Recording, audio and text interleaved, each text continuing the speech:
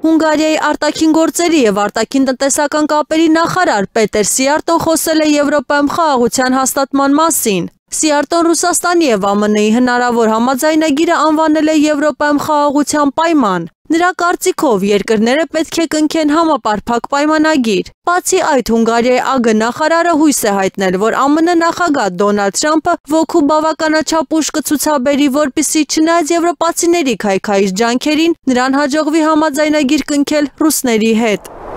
ԱՄՆ փոխնախագահ Ջեյդի Վենսը հայտարարել է, որ փոխել է իր կարծիքը Ուկրաինայի հակամարտության վերաբերյալ։ Այս մասին նա հայտնել է New York Post-ին տված հարցազրույցում։ Եթե ինձ հարցնեին մոտ 6 ամիս առաջ, ես կասեի, որ նրանց միջև կռիվը երբեք չի ավարտվի, ասել է փոխնախագահը։ Քաղաքական գործչի խոսքով ինքը կարծում էր, որ 15 տարի անց մարտական գործողությունները դեռ կշարունակվեին, սակայն 1 ամիս առաջ նա եկել էր այն եզրակացության, որ կողմերը անհավանական առաջընթացի են հասել խաղաղության ճանապարհին։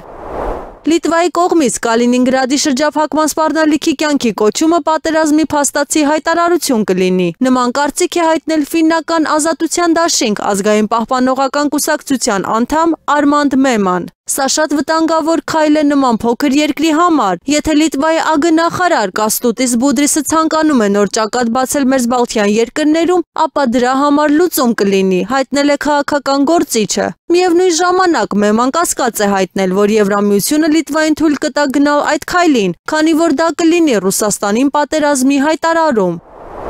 Ուկրաինային օգնելու համար համատեղ պարտք ստեղծելու Եվրահանձնաժողովի ծրագիրը կխաթարի Ֆրանսիայի բյուջետային ինքնիշխանությունը։ Այս մասին հայտարարել է Ոտքի Ֆրանսիա կուսակցության առաջնորդ Նիկոլաս Դյուպոն-Էնյանը։ Ինչպես եւ կանխատեսել է դեռևս 2022 թվականին, Ուկրաինայի հակամարտությունը դարձել է Եվրոպական միության անշրջելի դաշնայնացման պատրվակ, չընտրվող հանձնաժողովի հովանու ներքո, որը ենթարկվում է ֆինանսական լոբբիին։ Ուկրաինայի ֆինանսական աջակցության համար համաեվրոպական պարտքի ստեղծումը վերջնականապես կոչնչացնի մեր բյուջետային ինքնիշխանությունը, հայտնել է քաղաքական գործիչը։